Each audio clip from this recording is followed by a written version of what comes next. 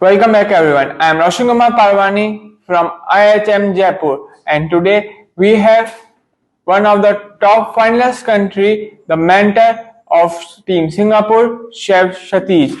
The Bangalore team interviewing him and speaks about the connection between Singapore and India through food routes. Also, he speaks about the opportunity for cloud kitchen in his country. He also emphasized about the impact and the importance of sustainable grain millet, revealing no more further. Let us hear him out. Over to the ground team. Good morning everyone, I am Khushi from IIHM Bangalore and today we have here with us our Singapore mentor Mr. Satish. Chef Satish, welcome to YCO Bangalore. Hello everyone. Satish, Chef, I would like to ask you a few questions. Since you're already an Indian and you've been to Singapore for you should experience there for years, I would like to ask you that one connection of Indian food and Singaporean food which you always like to connect. Yes, if I would say first of all, thank you for listening and giving me this opportunity to share with you. So if you visit, any of you have visited in Singapore, so you'll find there's Indian food also. Actually, I would say if you connect with the history, when there was World War I, World War II, and India was occupied by the British, right? And during that time, there's a lot of Indian British army, right? They actually fought together with the British here. And the time when Indian food was spread during that time in Singapore. So many Indians, I would say, they stay back in Singapore, and from there, Indian food was getting popular over there. And we have in Singapore, we say roti paratha. What you call it in India is Kerala paratha or Malabari paratha, correct? It's very popular in Singapore. We have a fish curry, which is very popular, and now Northern Indian food also getting very popular. So food actually is connecting the world, I would say. And Singaporeans, they really love good food. For the good food, they get to travel anywhere, and they appreciate good food. And Indian food is one of the popular cuisine in Singapore nowadays. So hope I have answered your question. Yes, Chef. Yes, of course. That food actually connects people around the world. My next question to you is: I heard that Singaporean government has created a very good opportunity for entrepreneurs to come up with their ideas regarding cloud kitchens.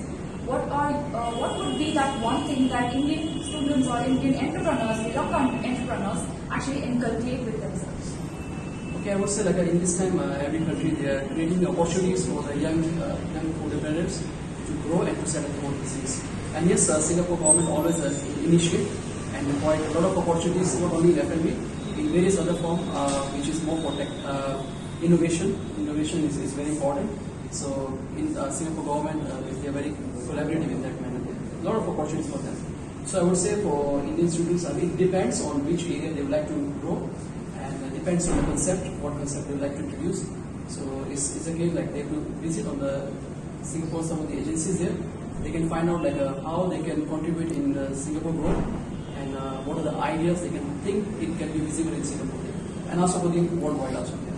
So as you are from the culinary school, so I would believe your idea will be more how a culinary students, right?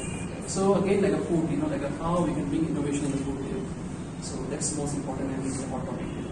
I would say sustainability in the food, that could be the main thing we can focus on. Since this was a millet year, Chef, our college implemented so many millet dishes in our food cuisine yesterday. Yesterday we had a lunch with you guys. So what was that one dish which you almost liked the most regarding the millet which we had at college? I'll just tell you that which we had. Soup was the one option, and lasagna was an option. A brownie and lemon tart was an option. So which was that one dish that was in your mind at the back of your mind? Okay. So I would appreciate a millet actually. Okay, if you go a millet, how we produce millet there. So now in India, I would say I relate to India there. So millet was very, very popular. The reason why, because it's rich fiber, rich in protein, and also if you compare productive cost compared to rice, so producing millet required less water, very minimum water required there. And also need awareness. So it's good many countries actually they are initiating, even I would say Indonesia. So if you go and check about Indonesia, they actually stressing on reducing the rice production and sugar. So it was widely covered by CNN, Channel News Asia. So same millet is really very nutritive product. So if everyone knows and they get the benefit of that, it really helpful. And what YCO you have started with, you mentioned about the dessert soup. Of course, I mean, I enjoyed the soup. Okay, so I enjoy the dessert also there. So of course, you won't get a exact like a texture sometimes using that product. But of course, if you're thinking about the taste and we are thinking about the nutrition value of the product, so we should have to compromise on the taste somewhere there. So I mean, you want a best product which is very good for your health. So sometimes you can't relate to the product but you're just using a plain flour. Because when you're working for bakery products, Millet, because to use yeast you need a gluten, and Millet has no gluten, right? So that's the best alternative to use it for that. Of course, you have to adjust the quantity, how much ratio you have to use it.